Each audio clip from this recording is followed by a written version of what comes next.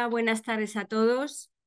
Desde la agrupación psicoanalítica Ángel Garma del Ateneo de Madrid, junto con la sección de psicología, hoy tenemos el gusto de presentar cuál es la aportación que el acogimiento familiar tiene en la infancia y en la adolescencia. Es un encuentro mucho tiempo esperado y la verdad es que esperamos que esta tarde sea una tarde bastante especial porque, bueno, todas las personas que están en la mesa me consta que han hecho un gran trabajo para presentarnos hoy sus experiencias. Voy a comenzar presentando a mi derecha a María Luisa Vidania Delgado. Ella es psicóloga clínica, es psicoanalista de la Asociación Psicoanalítica de Madrid y de la International Psychoanalytical Association. Ha ejercido como psicóloga durante 30 años en diferentes puestos de la Comunidad de Madrid, el último como técnico de acogimiento familiar del área de acogimiento familiar y adopción de la Consejería de Políticas Sociales, Infancia y Familia. María Luisa puso en marcha el programa de formación continua a las familias acogedoras, siendo coordinadora del mismo hasta el año 2019, docente de dicho programa hasta diciembre del 2023. Actualmente ejerce como psicóloga clínica en consulta privada. Le paso la palabra.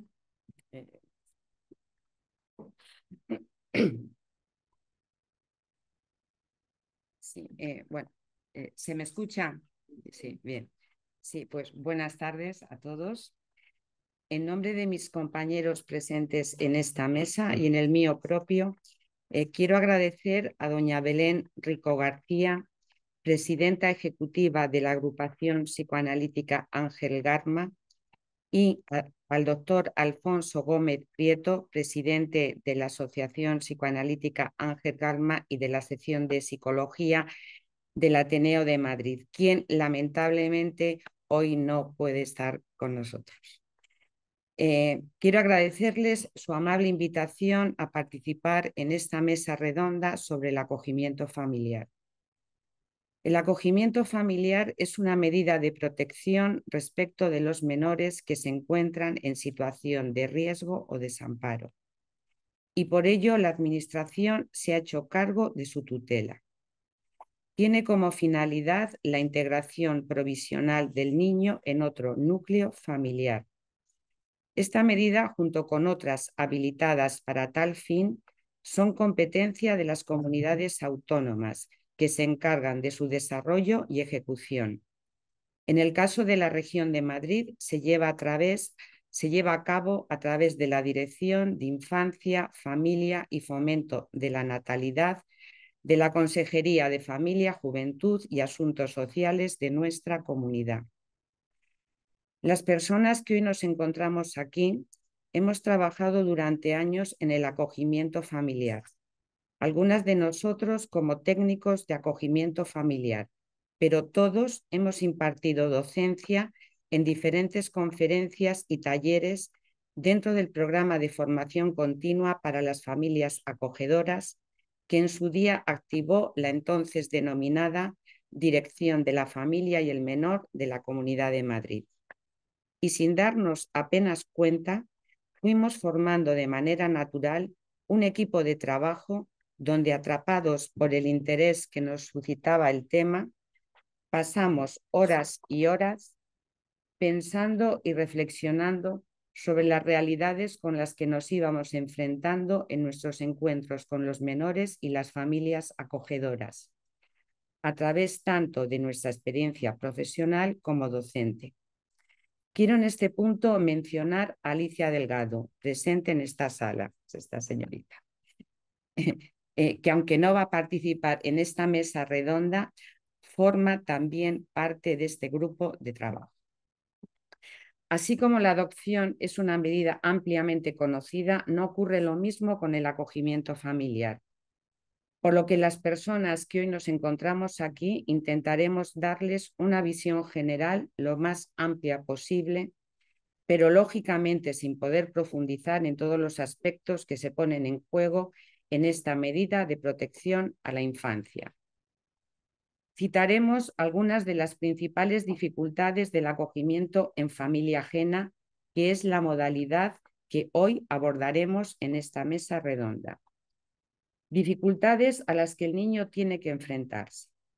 Por un lado, los procesos de desvinculación y vinculación, que implica aprender a vivir con el dolor de las constantes separaciones, las dificultades de adaptación a un entorno familiar nuevo, con sus reglas, hábitos, referencias, etc.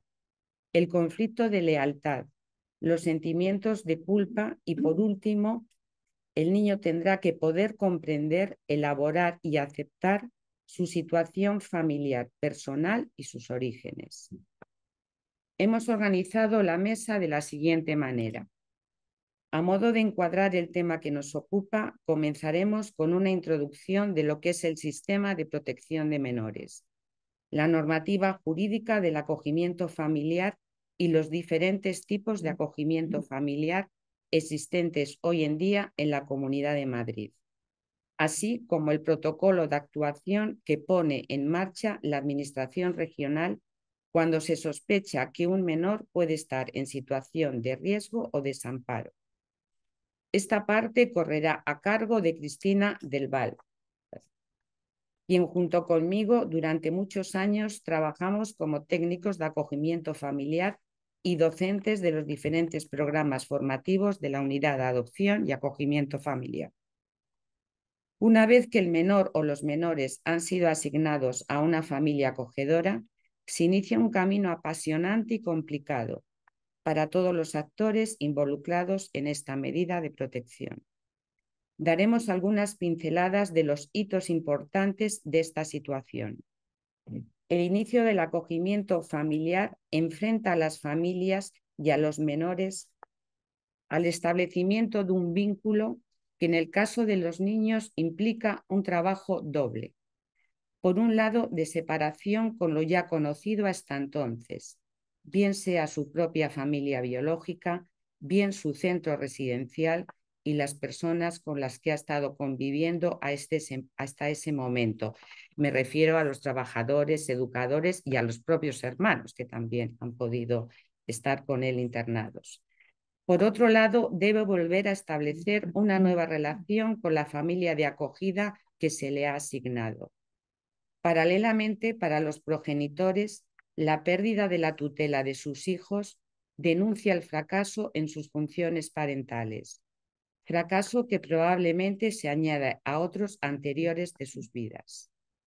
Para la familia acogedora, el encuentro con un menor desconocido y con la materialización en la realidad de un deseo gestado durante tiempo producirá diferentes emociones y afectos.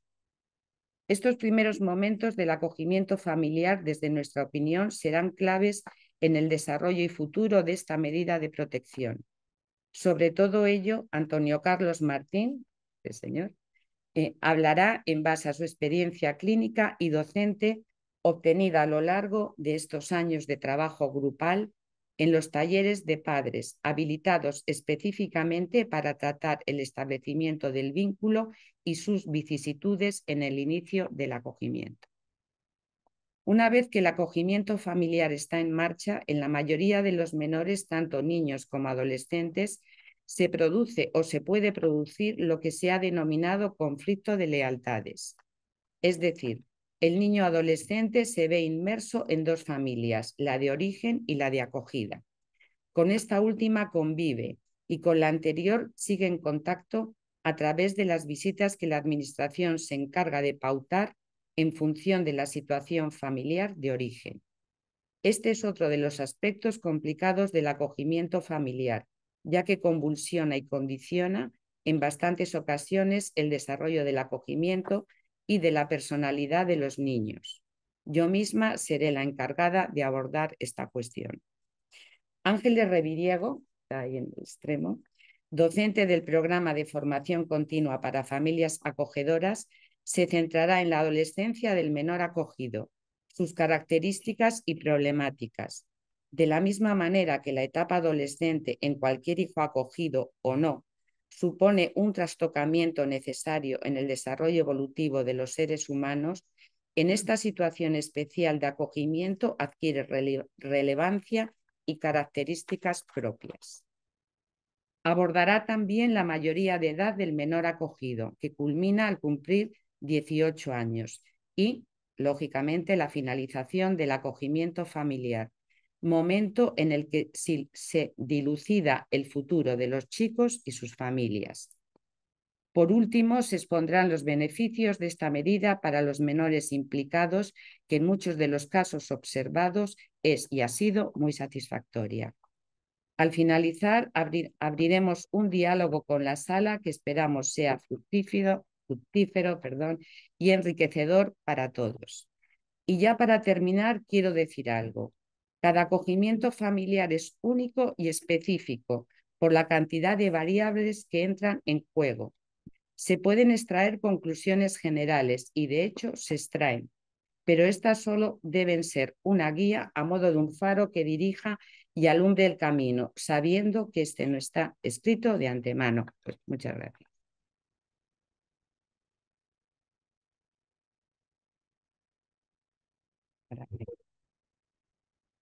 Muchas gracias, Marisa.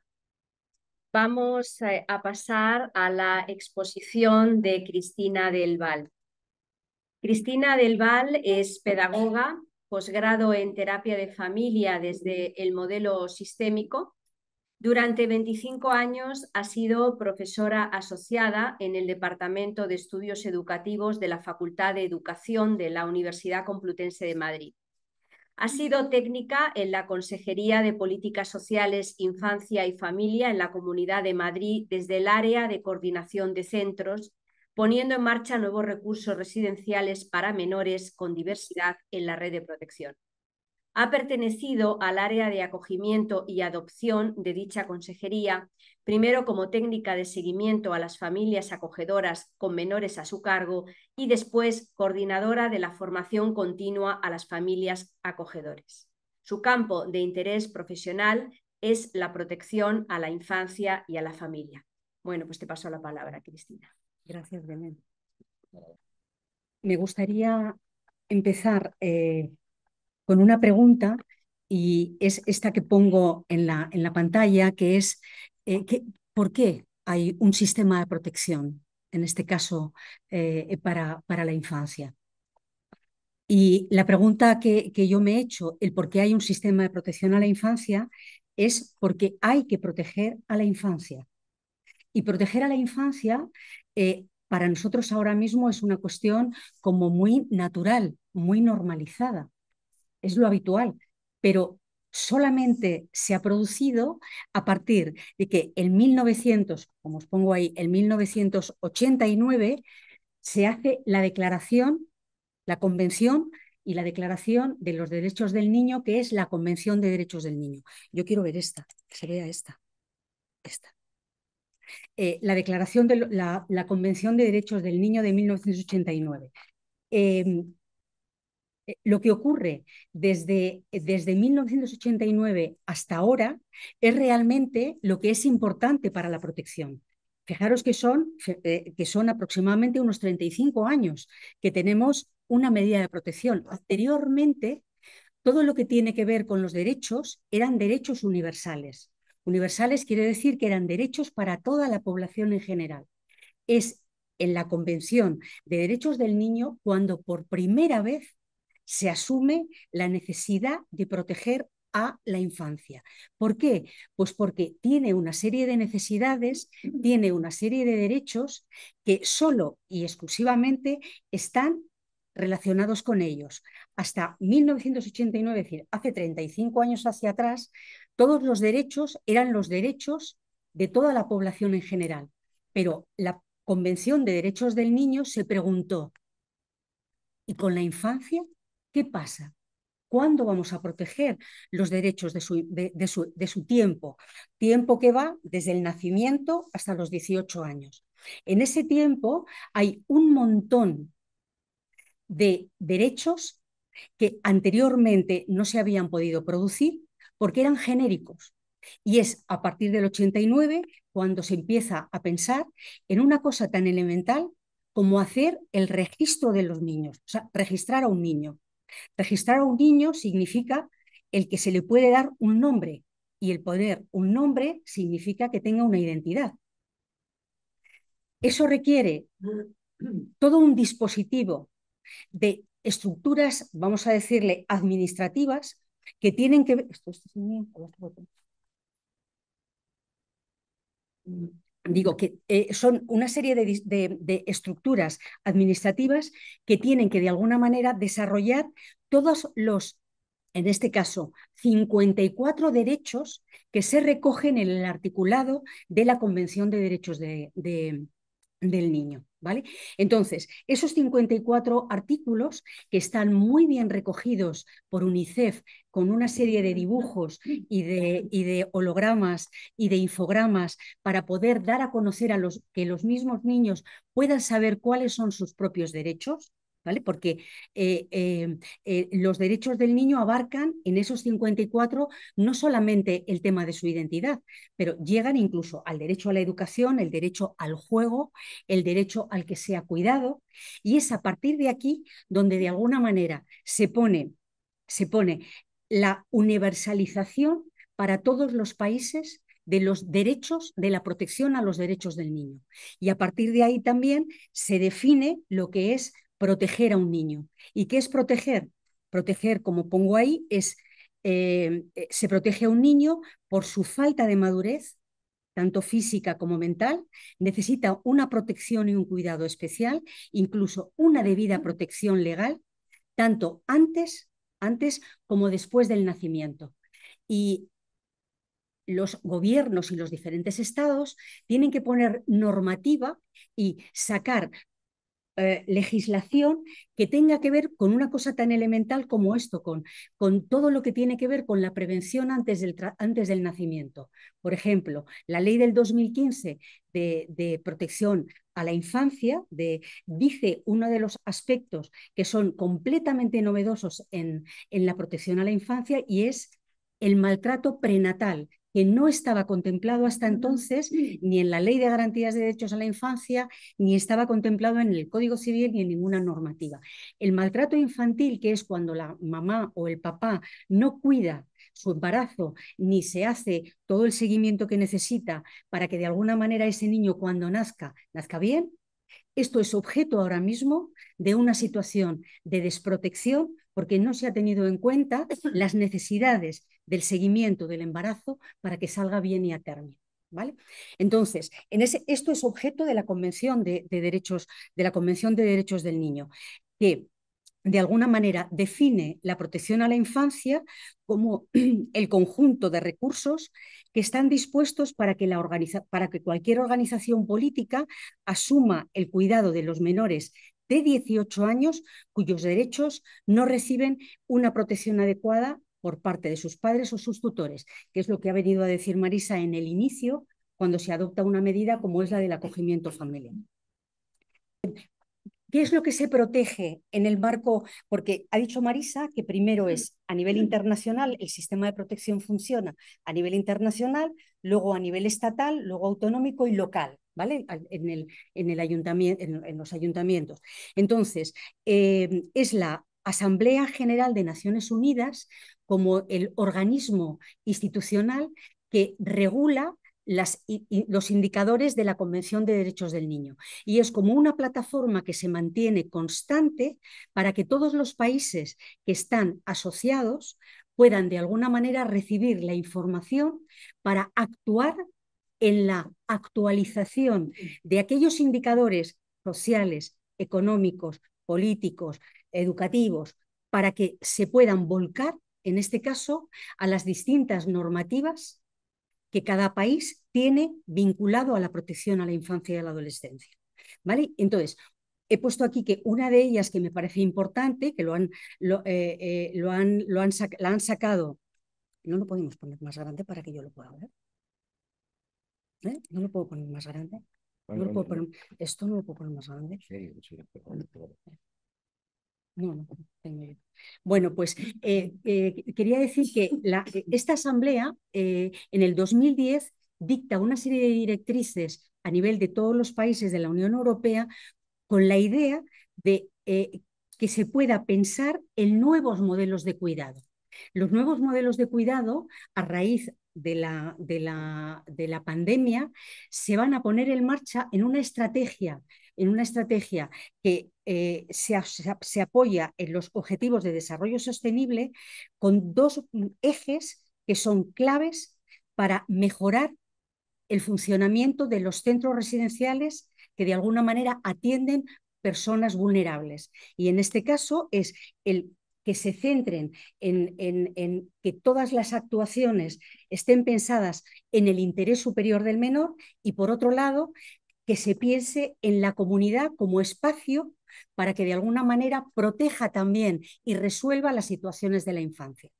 Entonces, a partir de aquí, a partir de esta Asamblea General de Naciones Unidas, es donde dice que todo menor tiene reconocido en el ordenamiento jurídico el derecho a recibir asistencia y protección que le garantice el pleno desarrollo de su personalidad, conformándose dicho derecho en una responsabilidad tanto de sus familias como de la Administración.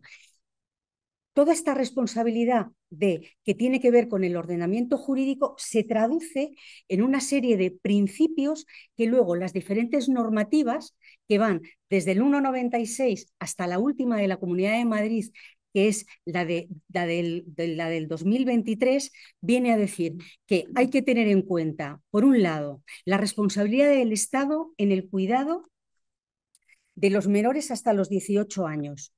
Por otro lado, el reconocer a la familia extensa como una modalidad de atención para el acogimiento, en garantizar las decisiones que de alguna manera se hagan desde la Administración para que estén basadas en el interés superior del menor. Por otro lado, lo estáis viendo vosotras mejor que yo, en la no separación del menor de su familia de origen, a no ser que por necesidades del propio menor y por necesidades de incumplimiento de los deberes de protección, sea obligado a tener que separarlo. Pero esto es un principio de base que nos lo dicta la Asamblea de las Naciones Unidas. Otro de los aspectos importantes es el que se dé estabilidad y seguridad en cualquiera de las medidas que se haga con los menores. Otro de los aspectos es, que no está colocado aquí, no sé por qué, pero es todo lo que tiene que ver con la prevención de la violencia contra la infancia, que es lo que la LOVIPI, la Ley Integral de Protección contra la Violencia a la Infancia, se ha hecho en el 2021. Por otro lado, el que haya estándares de calidad para los centros residenciales y que una vez que están los menores o tengan que estar en acogimiento residencial, se pueda provocar situaciones para llegar a la desinstitucionalización, para estar el menor tiempo posible en acogimiento residencial. De ahí que, a partir de esta Convención de Derechos del Niño, la siguiente pregunta que me hago es: ¿y en el Estado español cómo se protege? Pues evidentemente el Estado español tiene toda una legislación que yo no os voy a contar porque de alguna manera la vamos a ir viendo a lo largo de las medidas. Entonces, ¿cómo se actúa? ¿Cómo se actúa cuando hay una medida de protección y nos podemos encontrar que la infancia se encuentra en una situación de posible riesgo y desamparo? El riesgo es un concepto que está desarrollado en la ley del 2015. Hasta el 2015 el riesgo aparecía en la 196 como nombrado, pero se pone en desarrollo a partir del 2015. Fijaros que estamos hablando que han pasado nada, 14 años prácticamente. O sea, estamos muy de ahora. O sea, todas las medidas de protección son absolutamente jóvenes, ¿vale? Jóvenes me refiero que son muy nuevas. Entonces, ¿cómo se actúa? Pues son los profesionales que tienen que ver con la salud, es decir, los pediatras, los maestros, los centros de ocio, o sea, los responsables de actividades de ocio, los vecinos, los que dan la primera voz de alarma para que de alguna manera ellos, con la observación de conductas que de alguna manera pueden ser constitutivas de desprotección o riesgo, puedan comunicarlo a los servicios sociales. O, en este caso, al GRUM. El GRUM es el grupo de menores de la policía. O a una asociación que se llama ANAR, que tiene un teléfono, que es el teléfono del menor, que todos los niños lo suelen conocer, que es el 11 611, o incluso al juzgado. ¿Para qué? Para que de alguna manera se pueda dar la primera comunicación a efectos de que se pueda abrir un expediente de cara a abrir esto que nosotros llamamos diligencias informativas. La ley de la LOBIPI, la ley de integración, la ley de protección integral a la violencia, dice además que estos profesionales, y además nos obliga a que haya una implicación por parte de la sociedad de comunicar cualquier situación de riesgo o desamparo que se pueda observar. Y se puede abrir un expediente a partir de ahí, simplemente con la comunicación. ¿Cuándo se actúa? ¿Cuándo se actúa en situaciones de riesgo? ¿Cuándo se actúa en situaciones de desprotección? Pues se actúa en las situaciones de riesgo o en las situaciones de desprotección. El riesgo es una concepción que se pone en marcha principalmente para tratar de evitar el no separar al menor de su familia. 4 minutos. Ya me pasó, pues termino. El riesgo sirve para tratar de evitar el que el niño salga de su unidad familiar. ¿Cómo se hace? Apoyándole con programas para que de alguna manera se evite el que de alguna forma las familias puedan atender las familias puedan atender a los niños. Entonces, ¿qué tipo de familias son las que están en el riesgo? Pues principalmente son monoparentales que se encuentran en una situación en la que no pueden atenderlos o porque están enfermos o porque no tienen vivienda o porque están en un momento determinado presos. Entonces, en esta situación es la familia la que pide ayuda, en este caso a la administración, para que el menor pueda estar protegido en ese tiempo. Tiene una duración no superior a los 2 años. El desamparo es la situación que se produce cuando la familia, o en este caso sus tutores legales, dejan de cumplir o cumplen inadecuadamente los deberes de protección. Son principalmente familias desestructuradas en situaciones muy cronificadas que no reconocen esas situaciones de desprotección, rechazan los servicios sociales, tienen diagnósticos desde salud mental, toxicomanía, etcétera, etcétera, etcétera, y todo eso trae como consecuencia la declaración del desamparo con la asunción de una medida de protección que es la tutela, y es la Comisión de Protección de Infancia y Adolescencia el que tiene la capacidad como órgano colegiado para esa medida. ¿Cómo se actúa? Se actúa desde la Subdirección General que ha nombrado antes Marisa, con una medida de guarda que está pensado para las familias que lo han solicitado porque no lo pueden atender temporalmente, o se hace en términos de tutela, que es la que tiene que ver con la desprotección. Se puede hacer de oficio, y es cuando de alguna manera esta Comisión de Protección a la Infancia y a la Adolescencia detecta una situación de desamparo y declara esa situación para que de alguna manera esta familia se le retire su patria potestad, y esta relación jurídica permite que la administración pueda atenderlo, cuidarlo, tenerla en su compañía y ser el guardador legal, perdiendo la familia la patria potestad. ¿Cómo se ejerce la medida? En acogimiento familiar, en acogimiento residencial y en adopción. Nosotros nos vamos a quedar en el acogimiento familiar, que ya lo ha definido Marisa anteriormente, y si quieren, podemos luego en el diálogo poder hablar sobre los tipos de acogimiento y sobre los nuevos programas que la Comunidad de Madrid ha puesto en marcha, vinculados con lo que pone en la parte derecha, que son un curso en familia, un fin de semana en familia y vacaciones en familia. ¿Vale? Pues por mí nada más, para poder dar paso.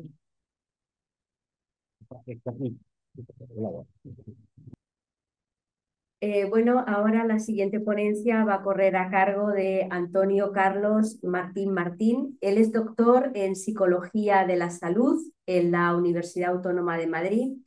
Es psicólogo clínico y ejerce su profesión de psicólogo clínico atendiendo a niños, adolescentes y adultos en consulta privada. Es autor del libro Infertilidad femenina y psicosomática. Ha publicado varios artículos sobre diversos temas clínicos en revistas profesionales. Antonio.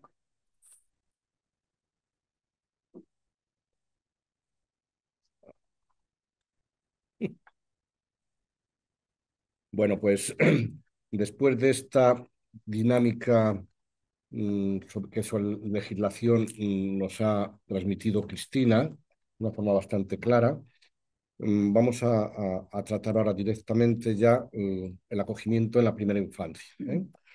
Esta parte de la presentación sobre el acogimiento en primera instancia que voy a exponer ahora mismo, la hemos elaborado conjuntamente entre Alicia Delgado, que está aquí presente y que ya la ha presentado Marisa antes, y yo. Los contenidos sobre los que proponemos la reflexión de esta presentación están relacionados con conflictos debidos a dificultades de los padres acogedores y a conductas disruptivas y reacciones del menor acogido.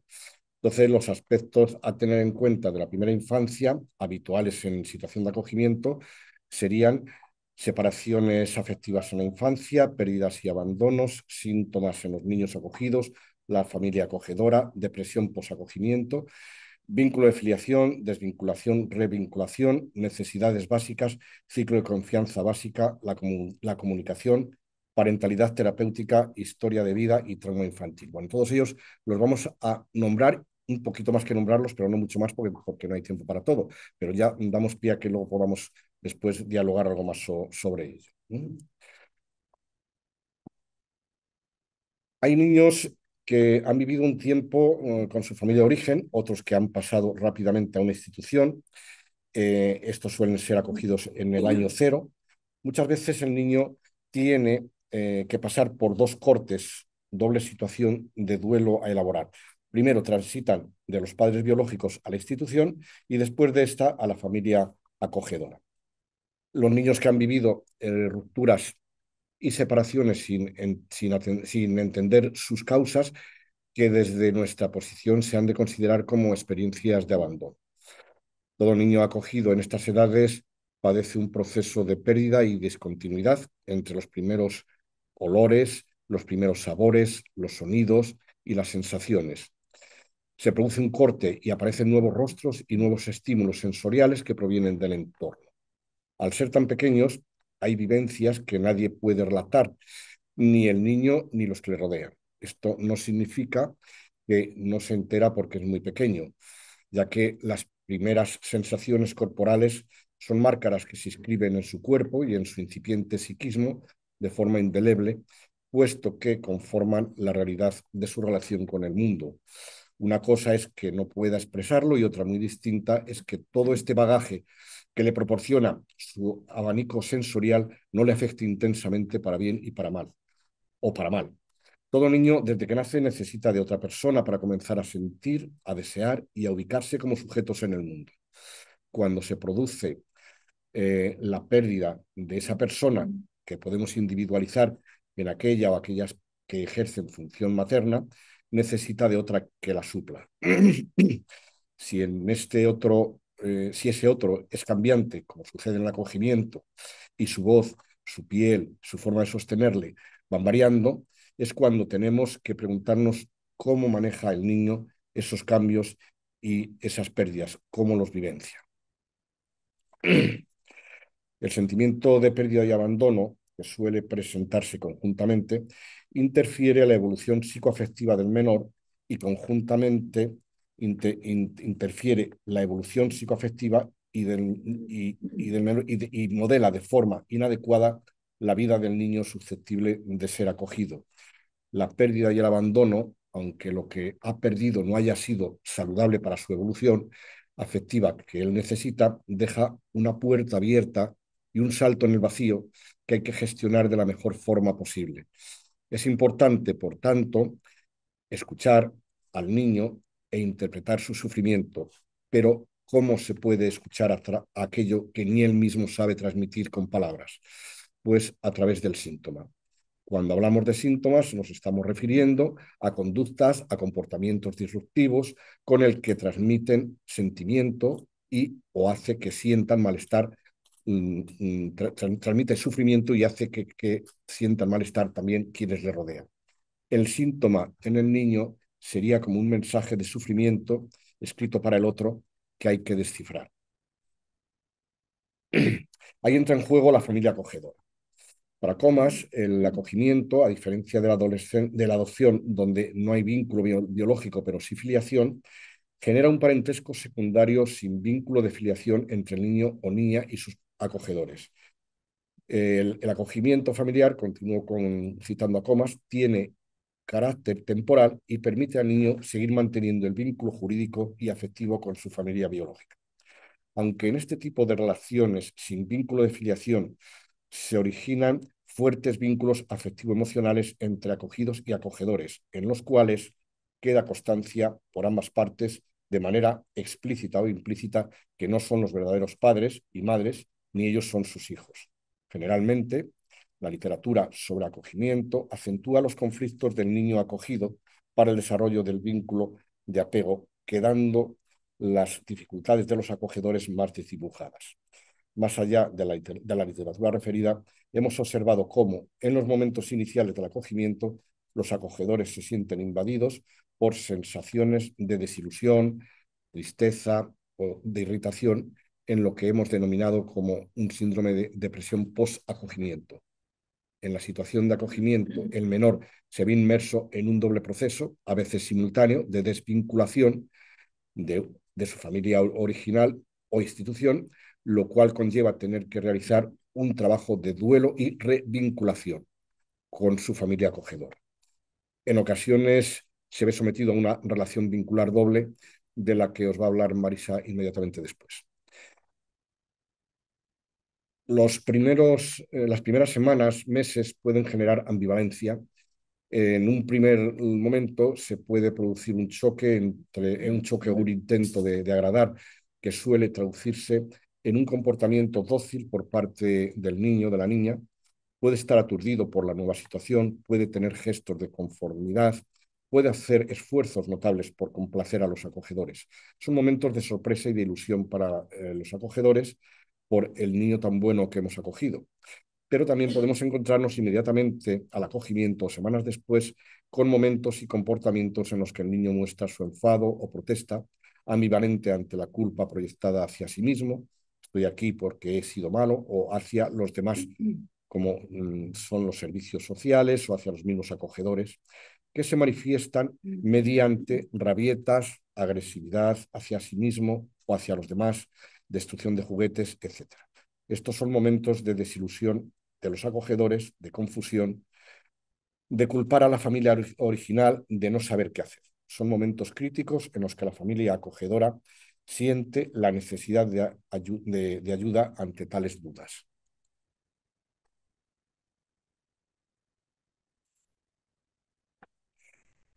Lo primero que nos planteamos es que generalmente los niños acogidos han pasado por la experiencia de no ser atendidos en sus necesidades básicas, muy probablemente desde que han nacido en su corta vida por sus primeros cuidadores.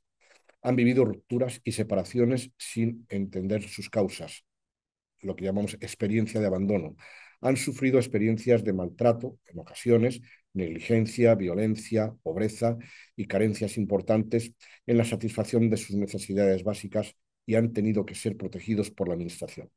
Todo o parte de lo anterior les ha impregnado de situaciones estresantes, incluso traumatizantes, y ha dificultado la creación de la confianza básica en la relación con los adultos y de su propia autoestima.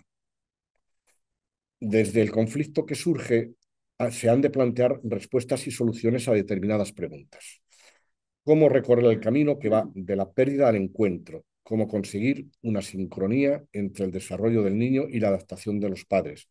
como lograr un baile de pareja donde el compás no se pierda o se pueda recuperar el ritmo perdido. Cómo se produce el encuentro entre dos esperanzas, la de un niño que necesita una familia y la de una familia que desea un hijo.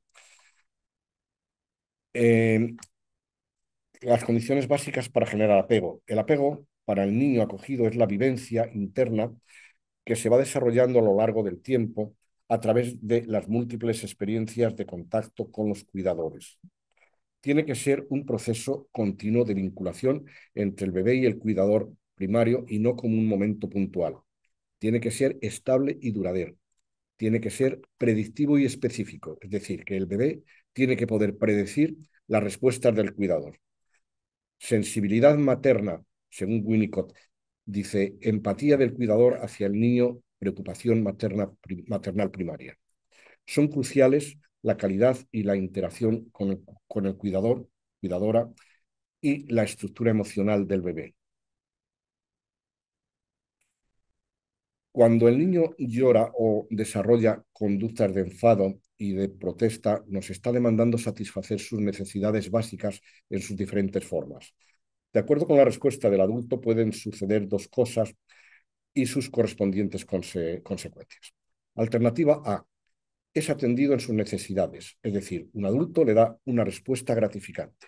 Lo acoge, lo alimenta, el niño llora varias veces y es atendido. A medida que se repite esta experiencia, el niño crea confianza con los adultos, pues sabe que, si los necesita, responderán de forma gratificante para él. Según sus vivencias, se crea confianza básica y piensa a su modo: soy importante, soy capaz, mis cuidadores son capaces y puedo confiar en ellos. El mundo, o sea, mi entorno, es un lugar seguro. Alternativa B. No es atendido sus necesidades básicas. El adulto responde de manera inadecuada. Le deja llorar durante horas, no le dan de comer, no le proporcionan el contacto ocular ni físico, no le atienden cuando tiene hambre. Si se le da lo que pide, unas veces se hace de forma más implicada, otras menos, lo que sería distintos cuidadores, padres que responden bien o mal según el estado de ánimo. Situaciones de maltrato y abuso en algunos casos. Entonces no se crea confianza básica y el niño lo vive como: si llamo al adulto, no sé si me atenderá bien, no soy válido, no soy capaz, mis cuidadores son amenazantes, me rechazan, el mundo no es un lugar seguro para mí.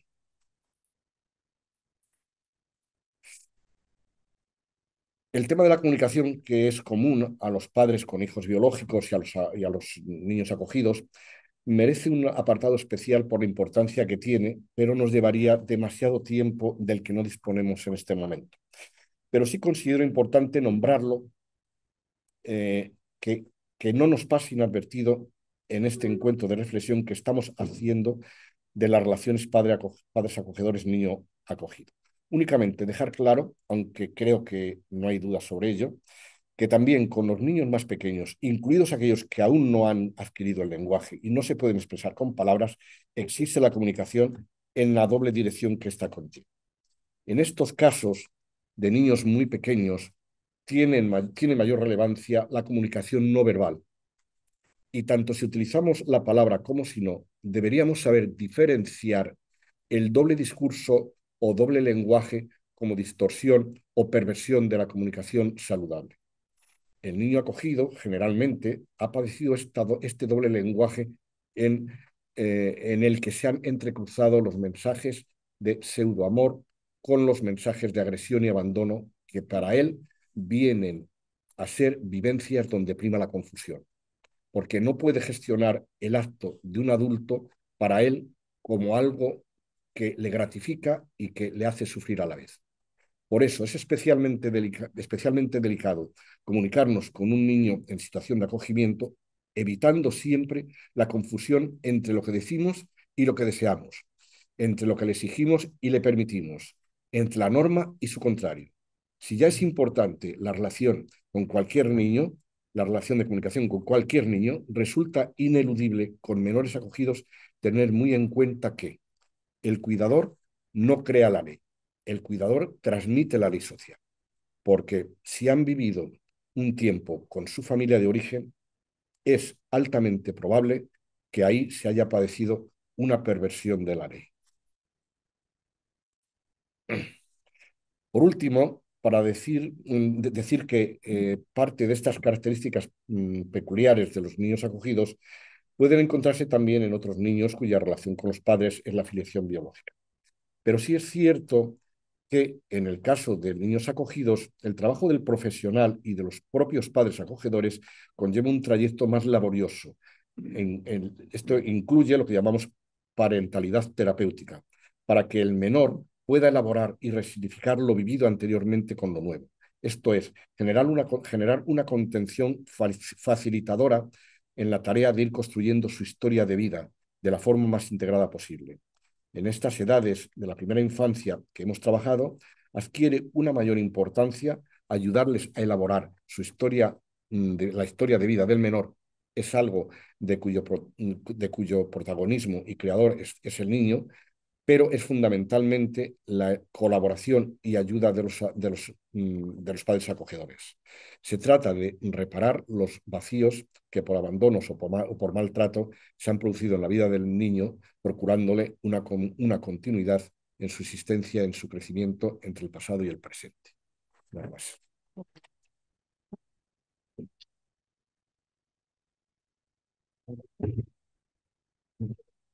Muchas gracias, Antonio. Volvemos a pasar la palabra a Marisa Vidania, que nos va a hablar sobre el conflicto de lealtades. En el ámbito del acogimiento familiar se entiende por conflicto de lealtades la situación interna de tensión o estrés que se origina en el menor acogido cuando se encuentra inmerso entre dos familias, la de origen y la de acogida, y siente que tiene que elegir entre una u otra familia, querer a una y rechazar a otra. Esta situación puede ser provocada tanto por el ambiente familiar que le rodea como por las dificultades internas del propio menor, que impiden que lleve a cabo la integración de esta doble pertenencia. En las diapositivas que van a ver he hecho un resumen. Lo que voy a leer yo es un poquito más desarrollado. Sí, el niño se ve abocado entonces a lidiar solo con sentimientos contradictorios, tales como dependencia, necesidad de protección, rabia, frustración por las experiencias vividas de maltrato, abandono, etc., viéndose en la tesitura de tener que elegir a una familia u otra a causa del afloramiento de sentimientos de culpa, traición y deslealtad. No obstante, este conflicto no guarda únicamente relación con el acogimiento familiar, sino que también aparecen situaciones familiares de divorcio o separación de los padres. En estos casos, la elección es entre un progenitor y el otro. Por dificultades externas entendemos la actitud negativa que pueden adoptar tanto las familias biológicas. Cuando hablo de familias biológicas me refiero a los padres, hermanos, abuelos, como las de acogida frente a esta situación. Dicho de otro modo, los adultos que le rodean por sus propias dificultades, en vez de ayudar al menor a esclarecer y transitar esta situación, obstaculizan el proceso de integración de estos dos mundos, dando lugar al conflicto de lealtades. Si nos centramos en las relaciones familiares donde este fenómeno es más frecuente, podríamos definirlo también como el estado de tensión o estrés que una persona experimenta cuando se siente atrapada entre sus necesidades individuales y las expectativas de su sistema familiar, cuando debe elegir entre diferentes miembros de dicho sistema. En el caso de acogimiento familiar, la elección será entre dos sistemas familiares diferentes. Por dificultades internas entendemos aquellas que son inherentes al menor y que obedecen a la tramitación psíquica que ha llevado a cabo frente al maltrato, abandono, negligencia, etc., del que ha sido objeto en la relación mantenida con las figuras primigenias, en donde la culpa ha podido ser utilizada como una de las defensas primordiales para subsistir a esas experiencias negativas o traumáticas, Explicaremos esto más adelante. Por tanto, el ambiente exterior será un elemento clave para paliar o incrementar dichos sentimientos. Bien. De esta manera, el trabajo que debe de realizar el menor ayudado por los adultos de su alrededor, y con esto me refiero tanto a la familia de origen, la de acogida, como a los técnicos de acogimiento que acompañan a todos los integrantes en este proceso, es integrar esos dos mundos, es decir, su doble pertenencia. Una vez que el menor ha sido asignado a una familia acogedora, comienza el proceso de adaptación del niño a esa familia y viceversa. Durante ese tiempo, que puede ser variable en función de las características del menor, se interrumpe la relación con su familia de origen y, finalizado el periodo de adaptación, se reanuda el contacto con sus progenitores y hermanos si los tuviera, a través de las visitas reguladas y supervisadas. Se considera fundamental en la buena marcha del acogimiento la convivencia con el lazo afectivo que permanece en el menor con las personas significativas, padres, hermanos, abuelos, etc., de su pasado, porque facilitará al niño entender el mundo que le rodea y apropiarse de su propia vida, algo necesario para su desarrollo personal y su integración social. El inicio primer año de acogimiento es un momento clave dentro de esta medida de protección, tal y como nos lo ha explicado Antonio Carlos. Para la familia biológica, el acogimiento familiar supone un antes y un después en la relación con su hijo, ya que hasta ese momento, y aunque tiempo atrás se les haya retirado la tutela, el menor ha podido permanecer en un centro residencial y ha mantenido visitas reguladas con su familia de origen. Sin embargo, el momento del acogimiento signa una realidad que no es otra que la constatación de la pérdida de ese hijo, que pasa a formar parte de una familia desconocida. Hasta ese momento, muchos de estos padres se mostraban tranquilos, entre comillas, puesto que sus hijos vivían internados en un centro y ellos eran su único referente familiar. La reacción a la toma de conciencia de esta realidad puede ser diversa: enfados, hostilidad hacia la administración culpándola porque les ha quitado a sus hijos, rivalidad, celos frente a la nueva familia, negación de cualquier responsabilidad en la crianza de sus hijos, además de estados depresivos de diversa magnitud. Muchos de estos padres, aunque quieren a sus hijos de la manera que pueden querer, no son conscientes de la situación dramática de sus hogares a las que han abocado a sus hijos a vivir, y en ocasiones pueden manifestarles a través de mensajes subliminares en forma de palabras o actos su malestar y no aceptación de la medida ejercida. Paralelamente, esta doble pertenencia supone a veces una dificultad también para las familias acogedoras que, aunque racionalmente saben que estos menores tienen una familia y han tomado la decisión de ser acogedores en base a esta premisa, les cuesta entender cómo los contextos de vida de estos niños que han implicado desatención, abandono o maltrato pueden ser sentidos y pensados como apreciados y propios. Y además piensan que el trato de su hijo de acogida con su familia de origen puede ser perjudicial para el menor. De la misma manera que los progenitores biológicos, estos acogedores pueden también enviar mensajes subliminares que traducen su rechazo a estos padres y a la relación con ellos, algo que inconscientemente para el niño supone un rechazo de sus raíces identitarias y afectos, es decir, un rechazo de una parte de su ser.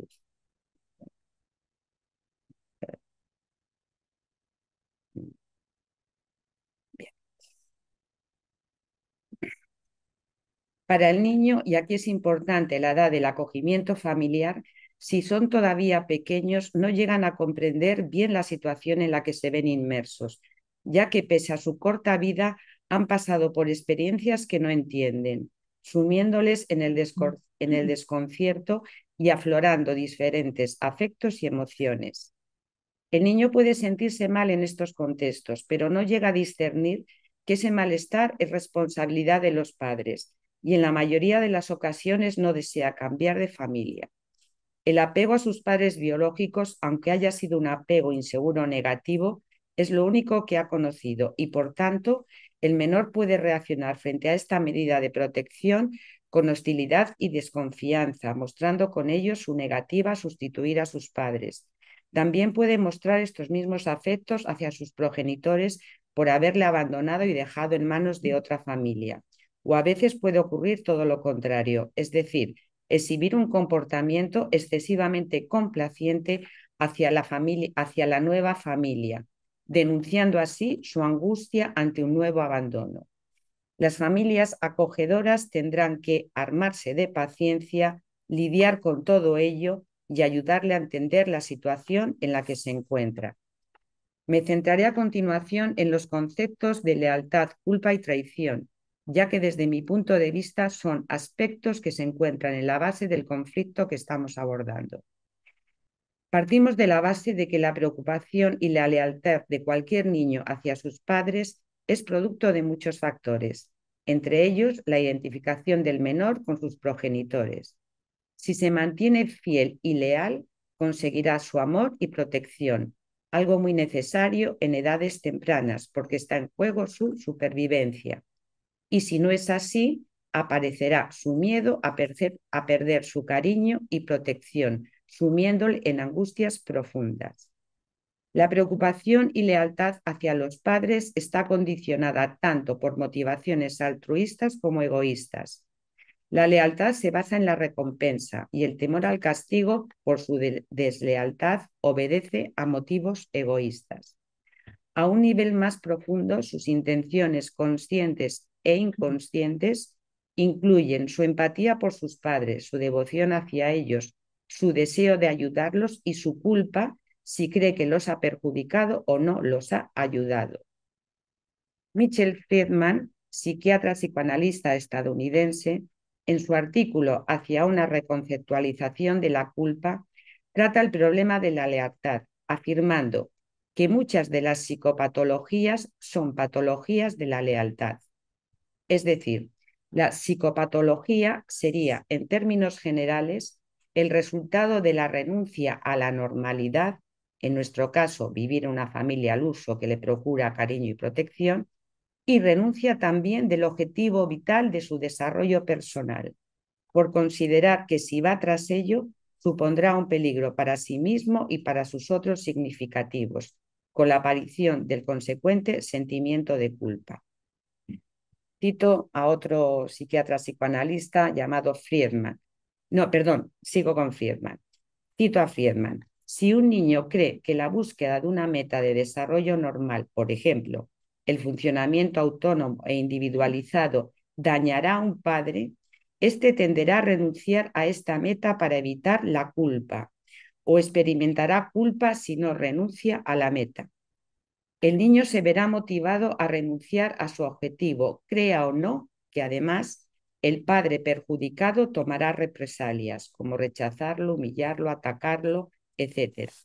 O que, en virtud de que el padre sea dañado, ya no podrá funcionar como padre adecuado, es decir, perderá una relación necesaria. La renuncia del niño a sus objetivos normales de desarrollo a menudo asume la forma de identificación disfuncional con los valores paternos.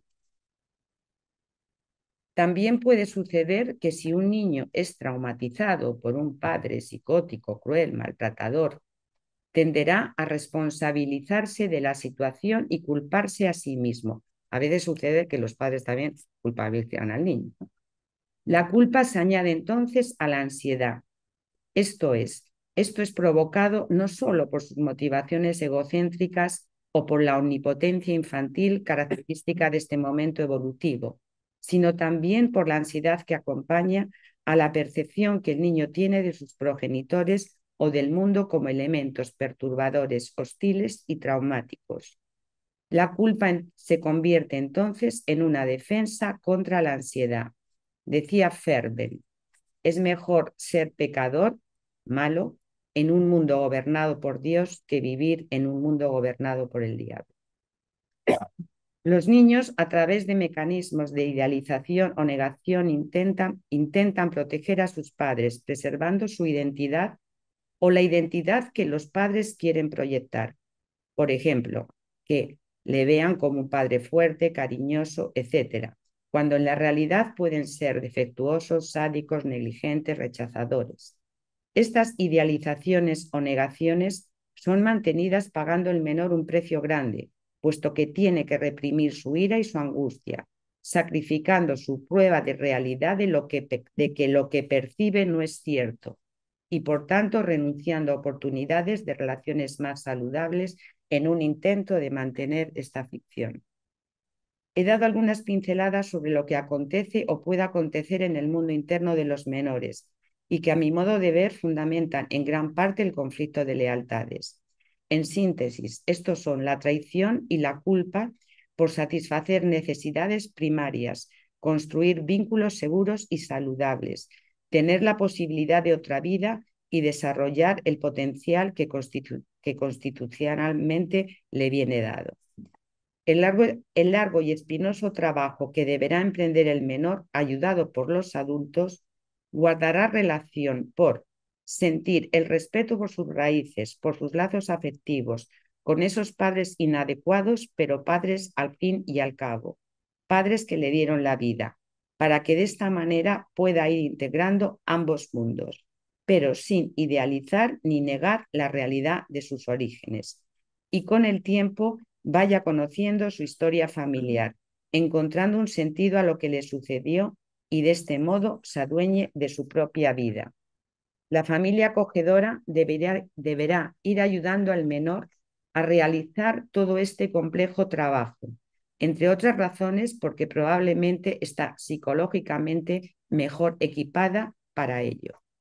La familia biológica, si no se siente amenazada por la pérdida total de sus hijos, con el tiempo podrá ir aceptando esta medida de protección, colaborando y otorgando permiso a sus hijos para que puedan querer a esos otros padres que, aunque no le dieron la vida, están posibilitando, al ejercer como padres funcionales, un marco psicológico y social adecuado para que el niño pueda reparar las heridas iniciales y desarrollar el potencial que como ser humano posee. Pues muchas gracias, Jack.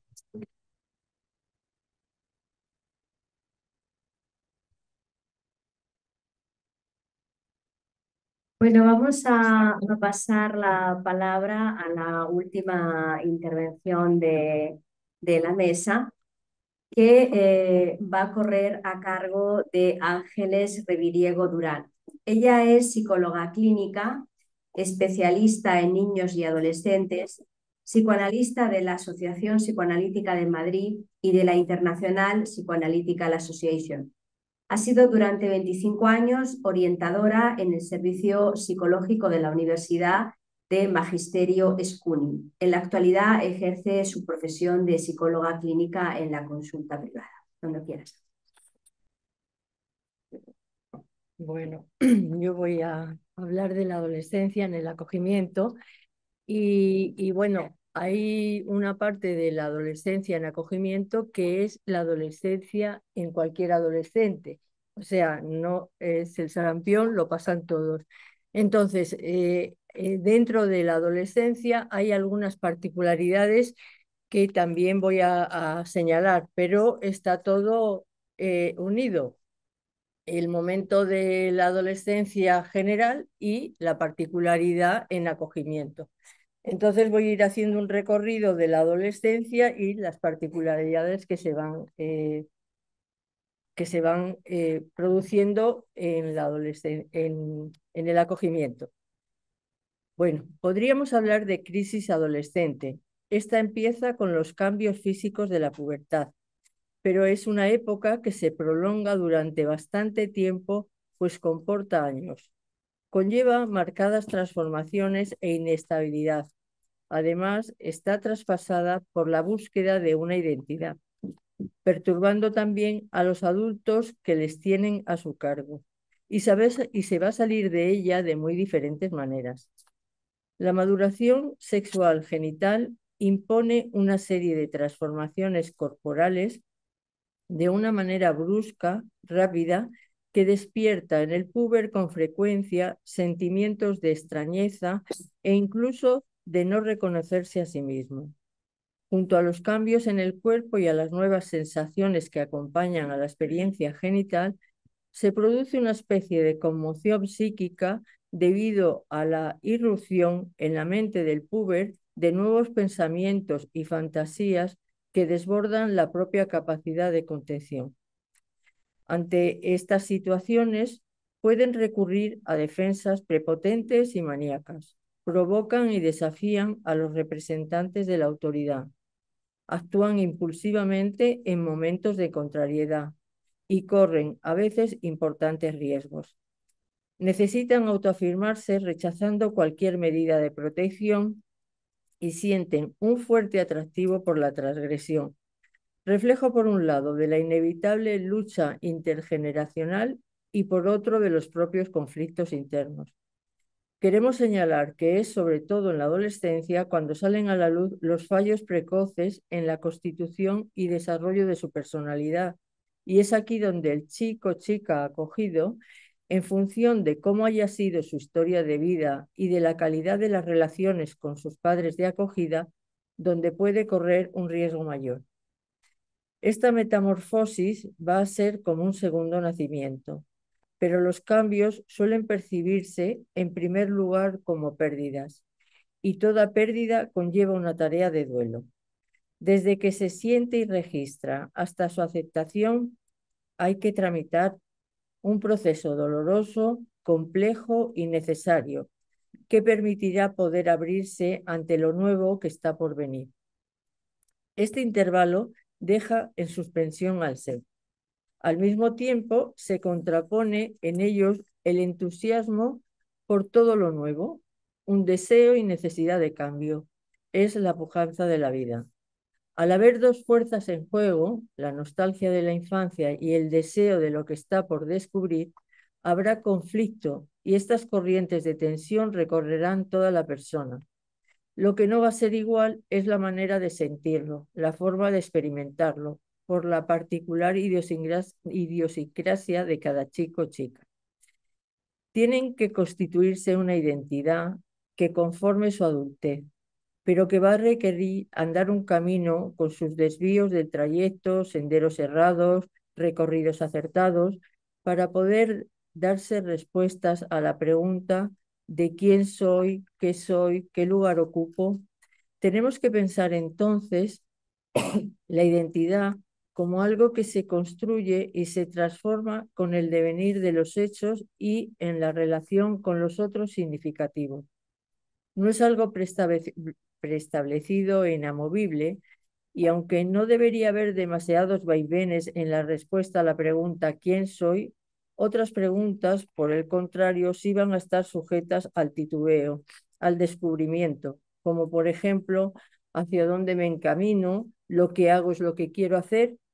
Al mismo tiempo, aumentan las exigencias sobre ellos, la académica y desde la casa familiar, reclamándoles una creciente responsabilidad. Ello puede producir reacciones de oposición y rebeldía, como manifestaciones de la dificultad para irse desprendiendo de la envoltura protectora de los padres. Los padres, hasta ahora soporte y referencia primordial, que todo lo podían, sabían, también cambian. Se produce una evolución en la apreciación que tienen de los propios padres. Paulatinamente les pueden ver con mayor precisión, con sus aciertos y sus errores. Ello va a permitir irse separando psicológicamente de los padres. Constituye un proceso progresivo necesario que paradójicamente y por momentos se vive como un abandono y que resulta doloroso. Estas transformaciones de los chicos y chicas van a afectar en la vida familiar. Los padres también van a reaccionar y han de hacer el duelo por esos hijos que dejan de ser unos niños. Algunos padres pueden entorpecer desde sus propias problemáticas personales todo este proceso. Estas cuestiones también pueden afectar a los padres de acogida, sobre todo si tienen a sus hijos en acogimiento desde pequeños. Es necesario aclarar que la edad en que han sido acogidos va a establecer importantes diferencias. No será lo mismo el vínculo que se va a establecer si han sido acogidos en la infancia que en la pubertad, para los chicos y las chicas o para los padres de acogida. Es frecuente para los adultos reaccionar con sentimientos ambivalentes y actitudes contradictorias.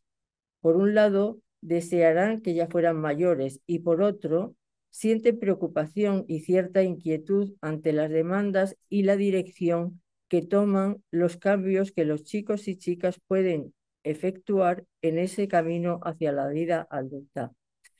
Perturba la aparición de las transformaciones corporales y de la sexualidad, especialmente cuando su práctica empieza a ser posible.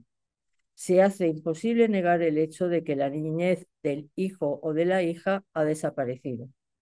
En el acogimiento, en esta etapa, podemos encontrar en algunos padres y madres de acogida temores en relación a la herencia biológica de sus hijos de acogida, y se hace necesario poder trabajar con ellos estas dificultades, dándoles un sentido para que no los deje inermes ante sus propios temores. En general, es cierto que hay chicos y chicas que generan mucha tensión durante bastante tiempo a sus mayores. A veces, desesperados o desmoralizados, los mayores están por darse por vencidos, por renunciar a sus funciones. El conflicto es inevitable y en el acogimiento se hace recomendable generar un espacio de encuentro y reflexión para que las familias acogedoras compartan experiencias y dificultades de la convivencia con el menor acogido, con la finalidad de desarrollar nuevas competencias que mejoren su comprensión de las funciones parentales. En resumen, pensemos que los adolescentes se hallan en una etapa tumultuosa y que hemos de considerar la adolescencia como un periodo crucial de la vida en la cual se tendría que organizar la asunción y manejo de su cuerpo y de su sexualidad, la instauración de sus relaciones significativas con sus iguales, la transformación de los vínculos con sus padres, también de acogida y de su familia biológica. Se produce una exigencia y presión mayores en su preparación. Han de generar el comienzo de la idea de un futuro y movimientos hacia su proyecto personal. En relación a este último punto, para los chicos y chicas en acogimiento, al llegar a la mayoría de edad, se produce la salida del sistema de protección, abriéndose para ellos varios escenarios posibles. Quedarse con la familia de acogida, perdiendo los derechos de la protección, o ser adoptados por la familia de acogida. Retornar con su familia biológica o la independencia de ambos grupos familiares. En estos adolescentes, el proyecto de autonomía va a estar influenciado por las dos familias, la biológica y la de acogida. Tema muy importante y a veces muy complicado y difícil. Para que se entienda, queremos recordar lo que se produce en la adopción. Es que los padres de acogida, si los adoptan, asumen la patria potestad y se produce la ruptura en el menor de los vínculos jurídicos con su familia de origen. Al aproximarse a la mayoría de edad y tener que decidir si se quedan con la familia de acogida o vuelven con la biológica o si se independizan de ambas, encontramos algunas cuestiones que van a facilitar o complicar la difícil decisión. Entre dichas cuestiones tenemos: la primera es que en nuestra sociedad los chicos y chicas de 17 y 18 años son muy jóvenes y quizá todavía nobles, inmaduros, por lo que he contado al principio. Por tanto, para la mayoría de ellos será una decisión difícil de tomar, pues les despierta mucha incertidumbre con preguntas del tipo: ¿quién me va a querer? ¿En mi familia me va a seguir apoyando? Etcétera. Segundo, si han podido llegar a poder sentir una doble pertenencia, o lo que es lo mismo, que son queridos por las dos familias y que no traicionan a ninguna de ellas, les va a permitir mejor seguir su propio camino. Tercero, situaciones donde no hayan tenido relación con los padres biológicos por distintas razones o que esta relación haya resultado muy frustrante, la decisión va a ser mucho más fácil, claro. También, en el caso opuesto, si los padres biológicos acompañan a los hijos en la adopción, aceptando que ellos no van a poder ofrecerles las posibilidades que van a poder tener con sus padres de acogida. Y por último, la propia posición de los padres de acogida. Si han sabido aceptar y respetar o no la doble pertenencia, va a facilitarles o dificultarles esta decisión a los chicos y chicas. Cuando por cualquiera de las partes, padres biológicos y padres de acogida, no se ha podido aceptar bien esta doble pertenencia o en los propios chicos, aparecerá de una forma casi ineludible el conflicto de lealtades en los chicos y en las chicas, como ya nos ha explicado Marisa. En cualquier caso, confrontarse con esta situación despierta tanto en los padres como en los hijos de acogida incertidumbre, temores, dudas, culpas, preguntas del tipo ¿cómo les podemos acompañar? ¿O pueden ver a sus padres biológicos? Negaciones, no, pero ¿cómo es tan pronto? Tienen que pensar en esto, pero si son todavía muy pequeños, ¿no? Miedo al rechazo, etcétera, etcétera, etcétera, que les supone tanto a los unos como a los otros un grado de complejidad tal que se hace conveniente poder tener un espacio que les permita a los padres con otros padres y a los hijos con otros hijos en esta misma situación hablar de todo lo que les suscita, pues en esta puesta en común encuentran comprensión para ellos mismos y para los otros, vías para poder decidir mejor y la necesidad de darse tiempo y dar tiempo al otro.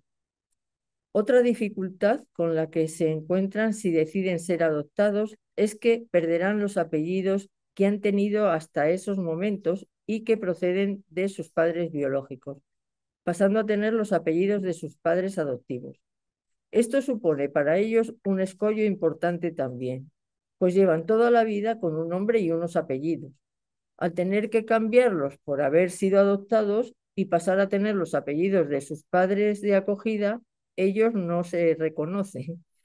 Y estos nuevos apellidos les dan una nueva identidad que inicialmente la sienten como extraña y a veces, muchas veces, la rechazan. Otra cuestión a resaltar es el tema de la autoestima. En estas edades se relaciona con las comparaciones de ellos mismos con otros. Encontrarse con esa realidad muchas veces les resulta doloroso porque les puede mostrar su insuficiencia, de tal forma que su autoestima queda muy mermada. En el mejor de los casos, el adolescente va a tener que rebajar sus propias expectativas de ser él lo ideal para perseguir un ideal en la vida, abriendo, entre otras cosas, el camino al esfuerzo y trabajo que le acercaría a ese ideal que le gustaría alcanzar en su vida. Las particularidades que hay que añadir en los chicos y chicas de acogida es cómo afecta a su autoestima sus orígenes. Ellos tienen mucha conciencia del lugar de donde parten. Al haber sido separados de sus padres por inadecuación, negligencia de estos en sus funciones parentales, les hace sentirse dañados y la mirada al futuro les devuelve inevitablemente a ese pasado. Esto requeriría tratar de deconstruir la fantasía de que ellos son iguales que sus padres y que, por tanto, podrían tener otra vida distinta, con ese proceso de desidentificación. Aquí hay que poner en valor cuando los padres biológicos han querido que sus hijos tengan una oportunidad con otra familia, la de acogida, y así se lo han sabido transmitir. Por último, separarse psicológicamente puede ser sentido como una traición a los progenitores, apareciendo la culpa por crecer y salir adelante. Cuando digo progenitores, hablo también de los padres de acogida, lo que en muchos casos puede ser vivido como abandonar sus raíces. Todo esto, expresado de una forma sucinta, condiciona la vivencia de su propia valía en cuanto a la no valoración de sus capacidades, competencias y fortalezas. Para terminar, algunas conclusiones.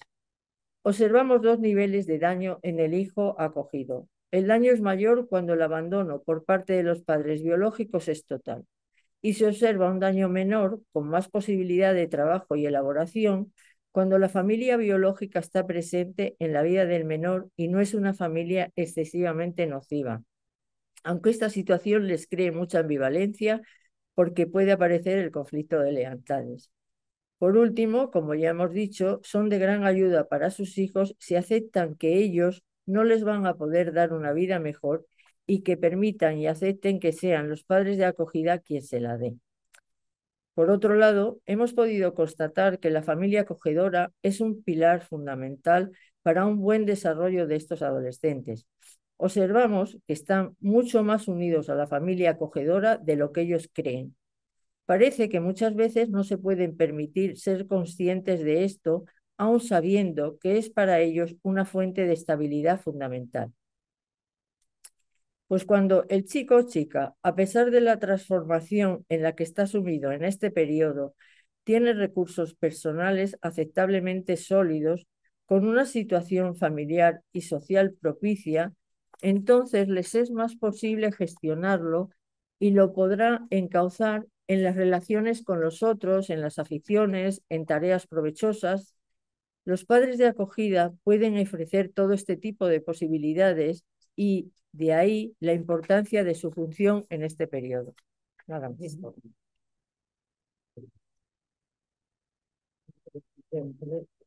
Falta lo de los beneficios. Sí, sí, pero prefiero que vengas aquí a mi lado para que te pueda escuchar.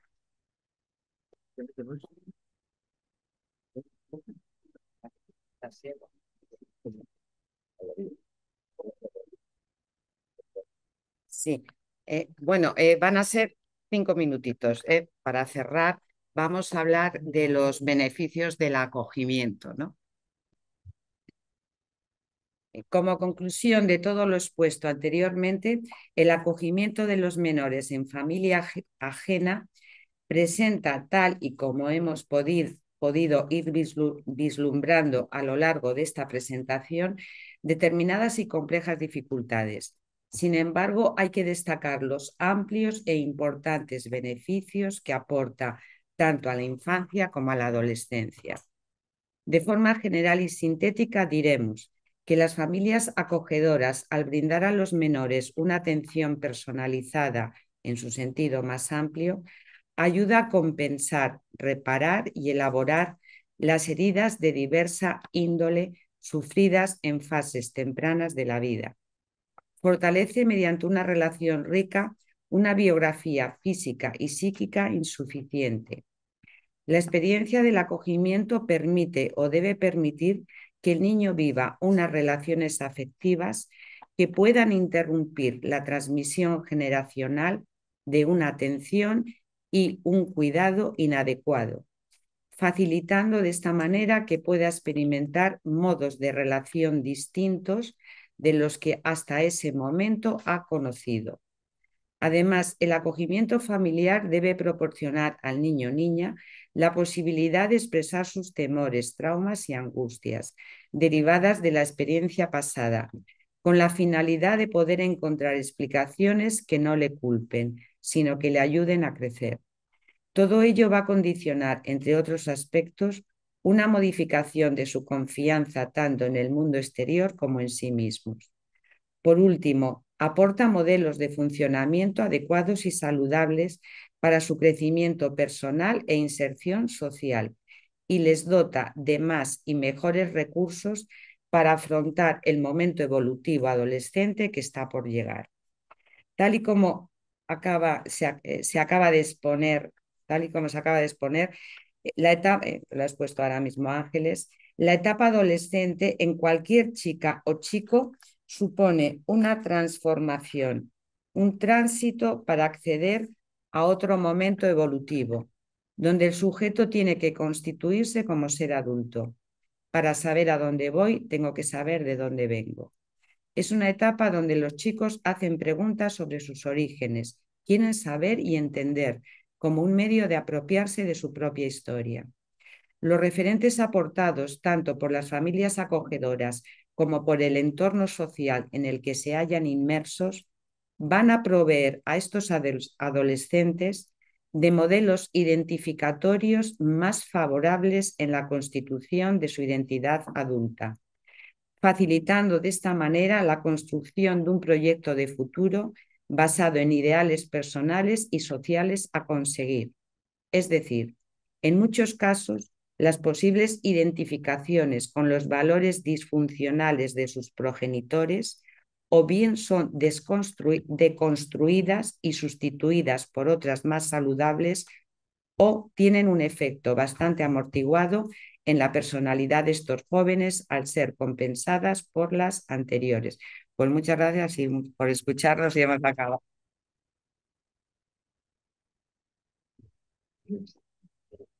Bueno, muchas gracias a toda la mesa, Marisa, Cristina, Antonio, Ángeles, han sido unas ponencias tremendamente interesantes. No sé si hay alguien en la sala que quiera hacer alguna pregunta antes de finalizar el acto. Yo me cabe una duda. ¿Qué pasa con estas personas cuando llegan a los 18 años que tienen que decidir seguir con la familia que están? Si la familia quiere, porque si no quiere, ¿qué pasa? ¿Y dónde van? ¿Se van a un centro de acogida con su familia anterior? ¿Qué ocurre con eso? Bueno, va a contestar Cristina, que está muy puesta en estas cosas.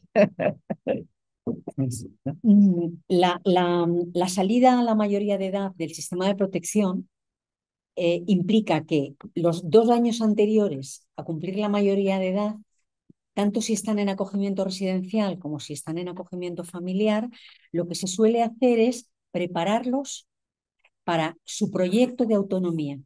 Proyecto de autonomía que va a depender del plan de intervención que tanto los educadores como la familia acogedora hayan pensado para él. Entonces, se abren muchos escenarios. Lo que está claro es que inicialmente a los 18 años se pierde lo que es ese paraguas que da la protección. Protección que significa ayudas para la familia acogedora, ayudas para él, para que de alguna forma reciba esa atención psicológica, atención educativa, ese cuidado y esa protección, pero se trabaja en los 2 últimos años ese camino a la salida. El tema está en, como ha dicho, en el conflicto de lealtades, en la situación de adolescente, cómo el menor quiere transitar este cambio hacia la mayoría de edad. Cómo ha vivido el tiempo que ha estado en acogimiento y cómo se ha sentido con relación a la traición a su familia biológica. En ese triángulo tan complejo, la familia acogedora ayuda a la transición, lo mismo que los educadores ayudan a la salida. Yo no he hablado en el tiempo de mi intervención del rol que juegan los profesionales que atienden el acompañamiento de estos menores en el acogimiento familiar. Pero una de las labores que tienen cuando van a cumplir los 16 años es pensar en qué quieres hacer con tu vida, qué quieres hacer con tu proyecto de vida. ¿Quieres seguir estudiando? ¿Quieres ponerte a trabajar? ¿Y qué quieres hacer? Y lo mismo lo trabajas con la familia acogedora. Con la familia acogedora también le preguntas si quiere continuar con él a la mayoría de edad, porque deja de ser ese niño que de alguna manera estaba tutelado por la administración. Y si no se hace la adopción, la ley del 2015, que no me ha dado tiempo a hablarlas, abre un paraguas que es muy interesante, sobre todo porque permite a los adolescentes, nosotros decimos siempre entre los 14 y los 16, el que se trabaje la posibilidad de una adopción abierta. La adopción abierta es una modalidad de adopción que la plantea la ley del 2015 y la nueva ley de protección a la infancia de la Comunidad de Madrid, en la que, llegando a un acuerdo consensuado entre la familia biológica y el menor y un acuerdo consensuado entre el menor y la familia acogedora, se puede adoptar, pero con una adopción que si eres menor de edad, es decir, tienes menos de 14 o 16, hasta los 18, esa adopción abierta permite que la administración contribuya a que se hagan los trámites en el juzgado de familia, por lo tanto, abaratar a las familias acogedoras el costo que significa una adopción y preparar, mientras tanto, al menor para que pueda hablarlo y pueda la familia biológica entenderlo, que por interés superior esa puede ser la mejor medida. Entonces, esa es una de las salidas que la ley del 2015 y la ley del 2023 nos permite poder trabajar con los tres niveles, la familia acogedora, la familia biológica y el menor, y dar ese paraguas a la salida, porque esa adopción a la mayoría de edad le permite el que la familia acogedora lo reconozca como hijo y por lo tanto tener esa seguridad en cuanto al futuro o de carrera o de trabajo y sobre todo de vivienda, o sea, de espacio de convivencia. Sí, por favor. A mí me gustaría, por favor, que comentarais un poco en el tema de los programas temporales, porque me he dado cuenta que yo trabajo en menores más mayores, digamos, de 6, de 8 a 18, y hemos visto como son un impacto previo no que garantiza el éxito del acogimiento, pero sí un éxito preparatorio bastante adecuado para que la integración de estos menores en las familias acogedoras sea exitosa. Entonces, me parece que es un programa novedoso y que es importante darle publicidad. Exacto, sobre todo para que las familias, bueno, pues no tengan miedo a la hora de acoger a estos menores que ya no son tan niños. Entonces, yo he visto en algunas asignaciones que tienen la opción de hacer un institucional, como hacer una herramienta que estos niños ya, no sé si me permitís la expresión, estaban como entrenados a vivir en familia. Claro. Pilar, esa pregunta es muy importante, sobre todo porque tanto el acogimiento de un curso en familia o el acogimiento en fin de semana en familia son dos modalidades de la última ley de la Comunidad de Madrid de protección y de garantías y derechos de la infancia.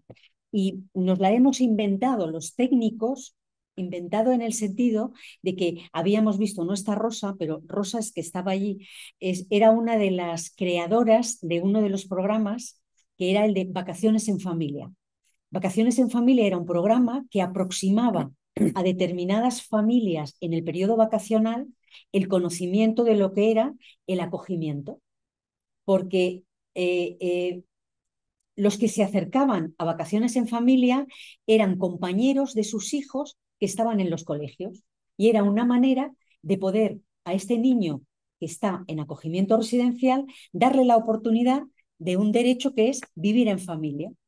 Pero con esa experiencia y con ese éxito de Vacaciones en Familia, pensamos en fin de semana en familia.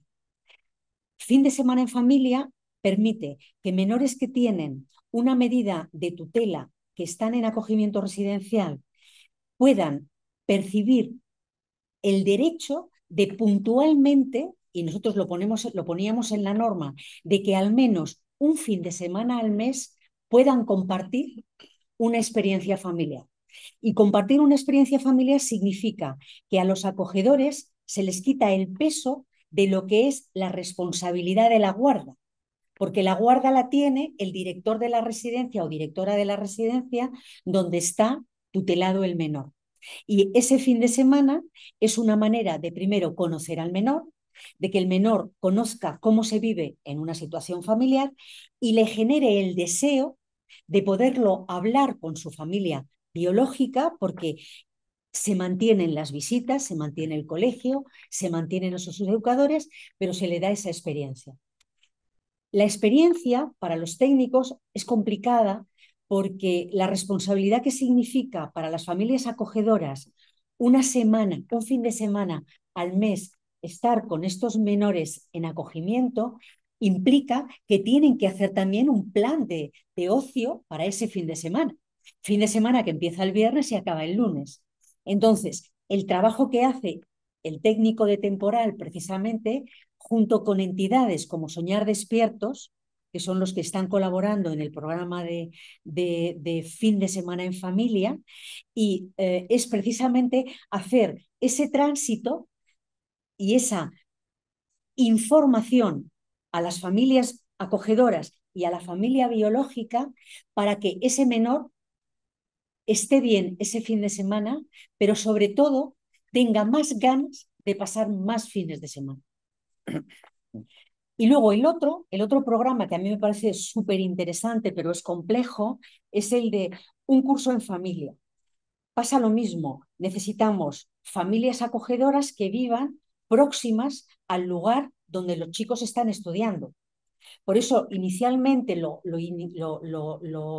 creamos en residencias como Nuestra Señora de Lourdes, que está en Torrelodones, que ahora está en el Candelero, en el Rosa, que está en la zona de Las Rosas, y en la zona y en otra residencia que era el Encinar, que está en la zona de Arturo Soria, con la idea de que alrededor de todas esas residencias hay muchos institutos y hay muchos colegios donde los chicos participan de cumpleaños y de deporte con las familias que se les puede motivar para hacer este programa. Entonces, ¿en qué consiste el programa de vacaciones de un curso en familia? Precisamente lo mismo. Es una manera de aproximar durante el curso escolar que va de septiembre a junio la posibilidad de que este menor pueda vivir con ellos, pero la guarda la sigue teniendo el director. La residencia con sus educadores se encargan de hacer las visitas con su familia en la residencia y la residencia se encarga de los gastos que pueda ocasionar ese menor durante esa familia. Y efectivamente, hay 25 niños ahora mismo en un curso en familia y hay 17 niños en fin de semana en familia. O sea que es un... Bueno.